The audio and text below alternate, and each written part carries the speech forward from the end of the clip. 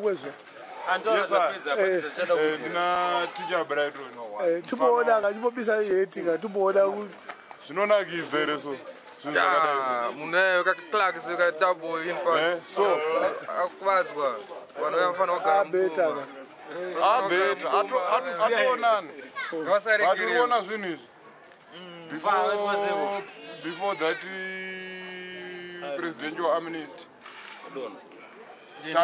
tatisina risk yekuti taikwanisa kufamba nguva dzatinoda tichiita sei but pakaitwa amnesty iyo kwakabuda macriminals akawanda ende vakabuda vacho vazhinji vacho vatone chiki vari kunzwa kuda kudzokera fast because mapariro ari kuita mhosva vada kutoponda munhu vamwayo samu yangu yakatiza ndachi wrong 10 manje kana munhu achiti wabuda mubhawa before 12 midnight ma11 mubare munomu inguva dzekuti takajera kufamba kune kuchiri kumakuseni time iyo it's not dangerous time but iko zvino takutoti kana 9 o'clock takutya kufamba na 9 o'clock vanhu ivo varitoataka vanhu vachikwadza vanhu hafani unzwirwa tsitsi munhu aita mhosva yake ngaagare ko kusvikira apedza zvaakapiwa because vanobuda nenguva dzakasiyana siyana dzine dzichienderana nemitongo dzavo manje apa vakabuda vari magurupu ane unit yekubva mujeri zvokuti vari very dangerous. Saka mukomana wakaitwa sei? Batwa ngunzi apa vanhu vachona kubira mari singatenge wakabira mari $2 nefone $10 kwadzira ndakabudisa $100 kundirapo ende padeni penyu idzo motikari idzo ndana sister vatozokuona ka vatozoketa kuvatorwadziwa because angakakwara ande ndalauya kuno ngatopora ndisikatombokuona kana kutaura unozviona sei zvakaitwa mufano ine vanhu vengunzi mufano uvi uyu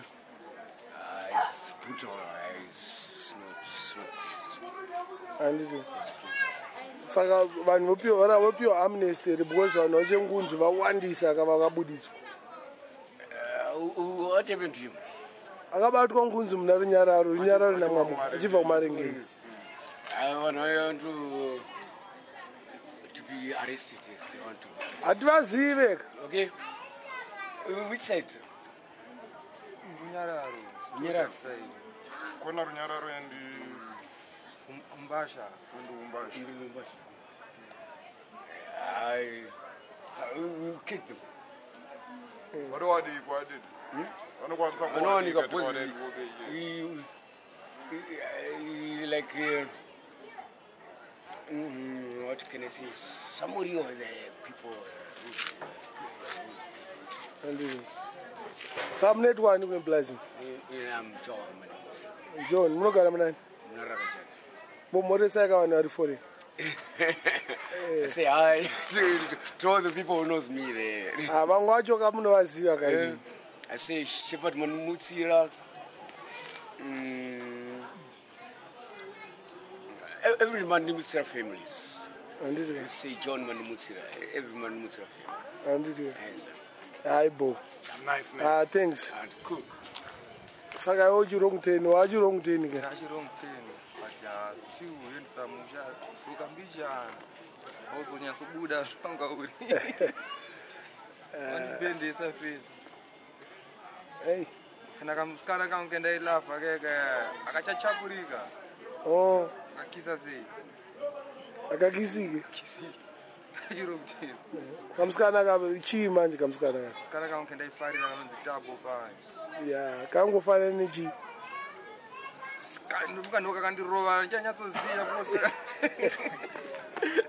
picture iripapo yachona nenda zvikurwanjirwa chamba manje vatiranzira pera still kupora still unopora chamba norikava kanibira zvabasa tsvaga zvimwe handiti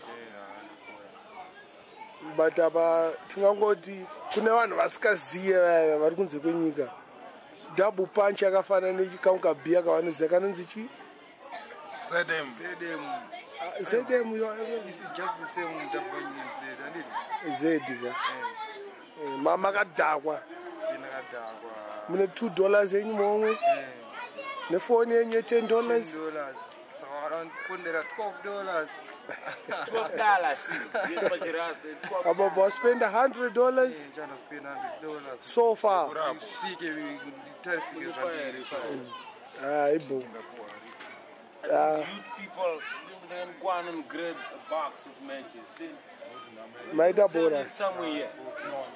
mati mobvunza mudhara ari kuuyo anorwa kazedemu anonzi aningomudhara ari kuuyo taramania mania mudaidze kawe kuno taramania ndaimboona mainjari ndakaiswa mudhara wangu Ida. akabatwa ngunzi mudhara wangu Kubio. amiri muti chini vanhu vabata ngunzi vakabatwa mujeri veve uitwa sei Rini. saturday Manero. Obatwa ku. runyararo kuna runyararo Ngarambe jamani. Shit. Na mina upside down. noti chinazvo And you, yes sir. Dara vanovatora kumagabo cause shamari unoti chiko nenyaya yei ndakaita ndifone akufomsa unoti chiko nemukomana ngatsvage zvimwe zvekuita panoita chimbavha so bad to be criminals and to destroy a person like this. And this was not done by people from elsewhere. Bari people destroying their own Bari boy. It's very bad. I'm very unhappy about it. saka meni yatoita sei nevana Checks Ndachizikanwa tena amenya mwamenyani but mukomana wataura kuti hanzi ndakarohwa nekadouble punch ya nered barreta Wenda walisinoite ungawakarwa zvakune pareta. ameno ushinchakandifedziro Zvakaneta dai ndakaenda zvangu kuma-urban grooves ana jalaf pamwe dai ndisina kumboita injari yakadai so andiriya so 28 February ndobva wakamamiswa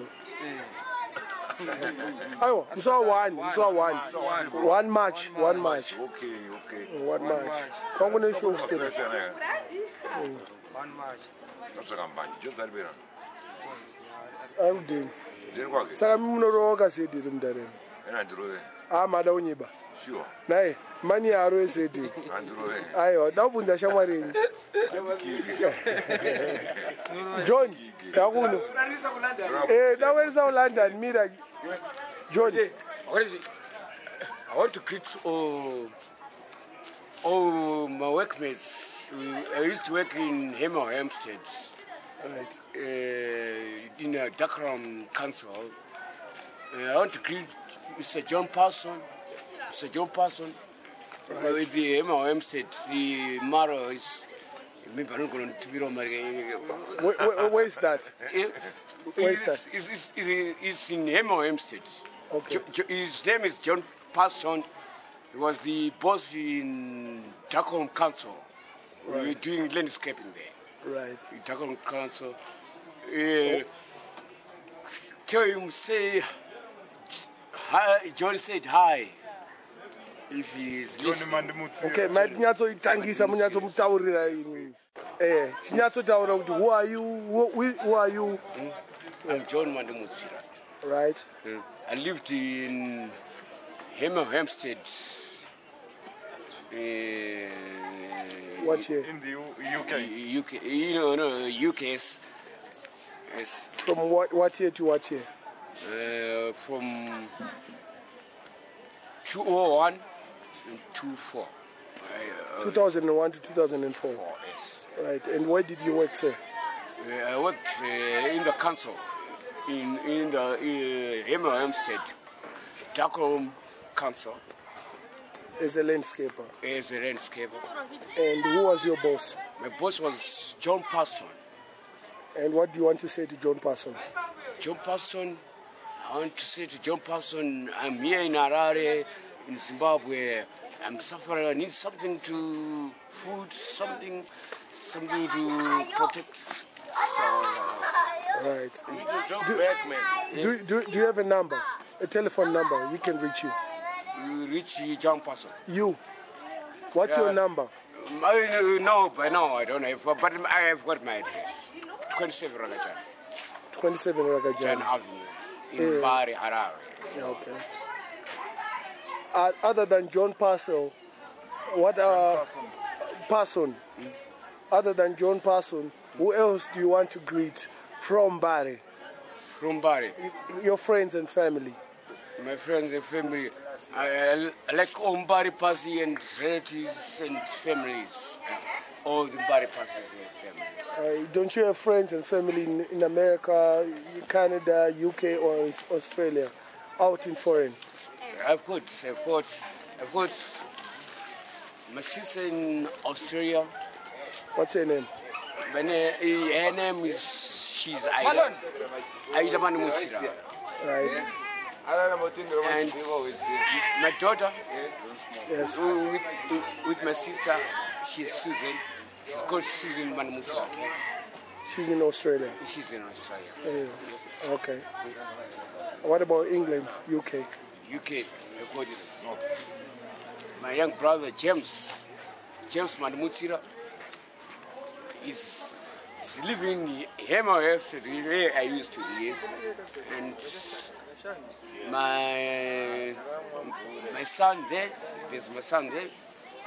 My brother's son is my son. Right. Yes. your nephew? Carlington is there In in the Hemo Hempstead. right. Yes. Yes. What about your own friends My own friends there who are in UK or anywhere else in the world? in the world. Yeah. I say greetings to Munya in Bari. He's my best friend. Right. Munyarazi Where does Munyarazi live? is a local in Umbasha. He knows that. Right. Yes, that's my best friend. He's a German. He's a German. He's strictly German. Right. Yes, yes. Yes, man. Thanks very much, sir. Thanks. We'll make sure that everybody sees you. Yes. Right. Later. Champions. Yeah, man. Yes, yeah. Oh, you are also in We are the people. You are the people. So what are you doing now? No, I'm just doing my formal working, landscaping. Right. This and that. Yeah. I don't choose the work. I don't want to office working. I just want ragamuffin working.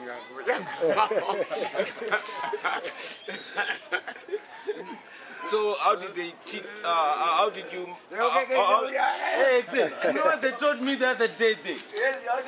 Someone was telling me when you were in the UK, you guys were fucking boozing in a pub, isn't it? Who said that? How did you manage to come here back home, living a good life in UK? What happened? Who called you? That's what I wanted to tell this man, Sin. Who called you here? No, home is best. But you know what they had? Johns, yeah, you know what I had? What this guy did?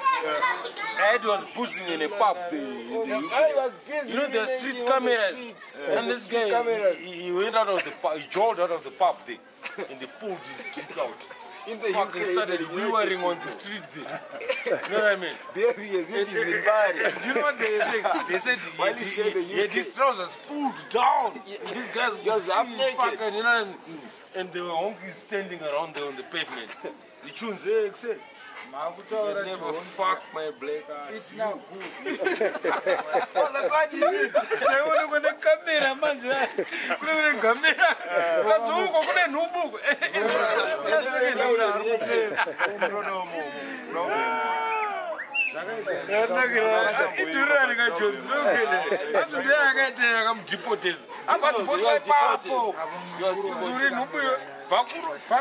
Because they cannot stay with people like that. Aburisa shaft.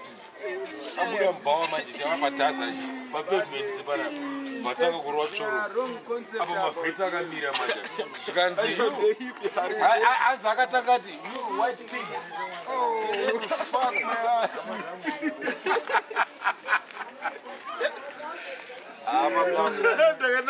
But I ndakazvinzwa mwanzi Avanoinzwa waita something chirifana avero zvakaita akadhakwa I remember.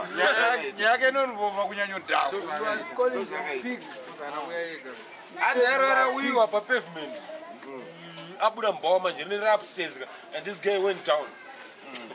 Abuda unoenda kumbawana. Started fucking weavering on the pavement and these honkies were standing there watching him. Vachoka savorani mavheta kanitaisa. Ganzi bombo class. You can never Fuck my ass. You white pig. You white pig. So it was against the party man. That's why this guy was deported. No, he's not a party boy, this one. No. Yes, sir. He He's was just a rude against, boy. He's a no, rude boy. he's a rude boy. He's And not a he party spoke boy. against the rude boys at the party man there. Because he said, you can never fuck my black ass. my black ass. Yes, sir. You white So pig. that was a message. That was a good message. So that they could not But not the accept it. honkies, they got pissed off. No, maybe they were party You man. know, At one point he started to laugh. yeah, I Then don't they, say, I and don't then say. they asked him, why are you laughing? And you pig.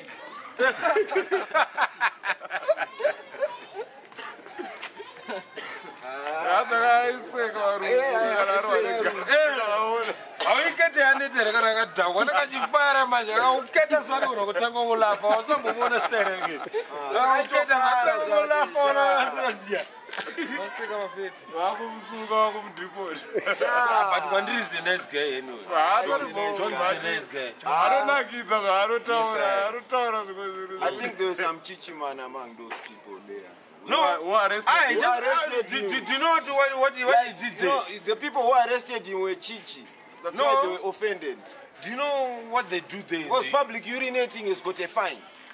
Why didn't they allow him to, to pay the fine? It was to not stay in really London? public For a urinating. white man would be There were a lot of nigirigiri offenses that he committed that particular day. Okay, Insulting these honkies while they were standing there under the, in their territory. and at the same time this guy was pissing on the road there. But in Britain manje they've got street cameras. Police ndo zvainowacha kanonzi maCCTV. Police ndo basa rapo munhu anotopatrol to watch that fucking screen. But what is happening Check on the street? there, that If I don't say this is Resende Street. Check what's happening there. This guy is fucking around. So you see, check like in Europe they've got many patrol cars on the road. It's different from here. We don't have that shit here. Patrol car kana area kunotonzomara kana muri kuna muhlanga. Anyway, it was big. Ende kuna Humbasha right now. There's a guy who's fucking around there.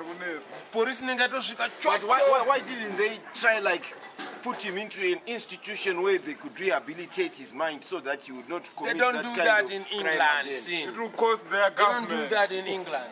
If they Cheaper disagree to with bring your you to behavior, send they him deport you. to That's how they Queensland operate. to rehabilitate him.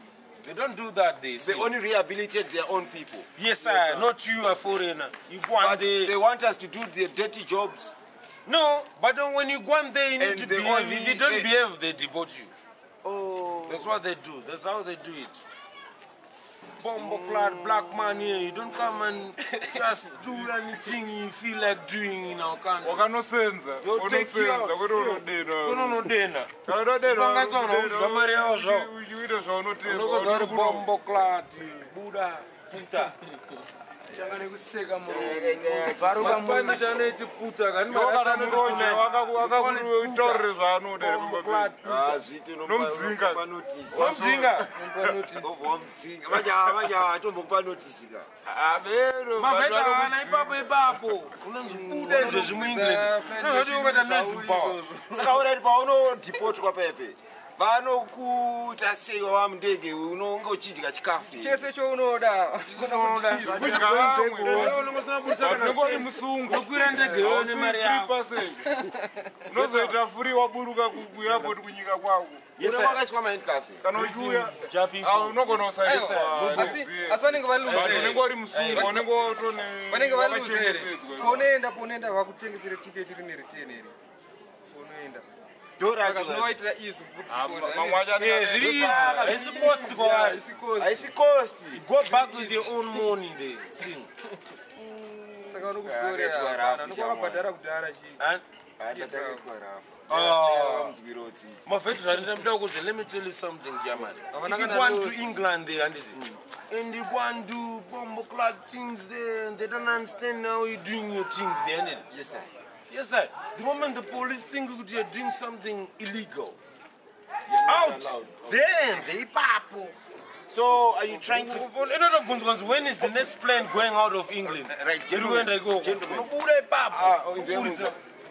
All right, Kokuno, Maveti, akaita msikanzwa. Vanodivotwa. Maveti anda msikanzwa iko kunoku. Hakuna mtemo kwa kunoku. Kuna sambozwa msibaba uchinza muna kunofulule. Sambozwenga msikanzwa. Atisidotaurisa neforumu yakawanda. Play it down, see? Yakutyisa. Noisi yamase. Nakura. Ndonyaya dzandisingazive. Ndingafane nozvurulo mtemo. Zvinoita mtemo. England kwekuyokwenda mubhawe wafuna udisturba nomunhu munhu kwachisikukuhara saka nokutarisa kudya mari yako uri relaxed. Ndozvinoitwa kuZimbabwe here. kuZimbabwe ndinoona takagara. Anda kwepweth mfesa tinokwira lift here tende kwepweth izvezvi. Aiyo, macriminals. Tongonochinja kana 15 nozhi pakaunda kwepweth kwekuya. Izvezvi tende. Togona kurana munozondi-protect here. Aiwa ndikutaura kuti. Kanta kwepweth. But at least kunomu.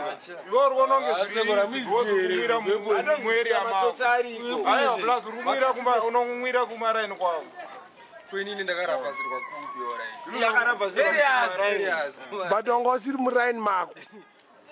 Ndinisiri muraini mangu chaimo but you are about almost a kilo. Saka hauzonogara mumbare iri. Saka wakangokanganwa that word chete kuti unogara mumbare ka something is wrong with it. Ende mumbare munoitwa zvinhu zvakawanda. Chafunga kuti yanda ndichudzwa ka hanzi mufesi akabatwa ngunzi abatwa ngunzi kudaro. Manyira nemapurisa kuti polisi uneyandaitwa zvakapedzerana nawo. Risheku pamataya. Hey, zvakareri. Sure, last year. Hey, Funga. Ndinotaurirana nawo.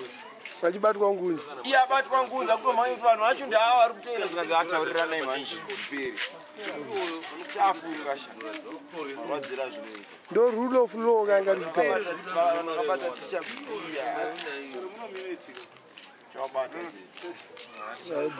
yaitika kured room but kwamatute ndokwayakuita kwamatute ndokwakaipa kwese pana sisters pakofman kwese kunokuda ukochinyamaiogona kuteererwa kana 5 inozhi watenga koti kungochinja mari chete vanokungochinja mari kusouth cheko 100 rand unoisira unozoti pa$3 vanokwara nekudzoka bhozi vakatenga mazed vanongane 3 Blue Diamond. Ngokutenga Blue Diamond $2 straight vatopinda kotiemi padhuze vakagara vakari kwebula mutodha kwapepeka ndofanonga kuita mapurani mani odzabhozi gadzogori tingaite sei chimbavha chipiri isu mambavha asi mumbare ndo pari kunetsa vanozoswera mumbare vachigara kuchitukwiza kwavo vachiuya kumusika vachitavakanya kumbare kwakaipa munhu abva nekuhopli kuepwechinoya kukanya kuzvaonoita chinenge chiri akudzokereke kuhopli asina something so mbare is a hunting ground ndokune mari kuhopli unobirani kune dzimba dzisina kana adress unomaona kuvi002 dzese kuti adziyawo mana dziri pamakuva dziyadziya kuti makuva apo dzimba kumbudzi munhu kwatondogara ikoko unomuona papi iyo ntochika kana kuri kuteera kumakuva because anogona kukrarisa kaubva kokushafa obva ngokukrarisa obva kuviga kunototyisa amaita boboys hatomboziva zvekuno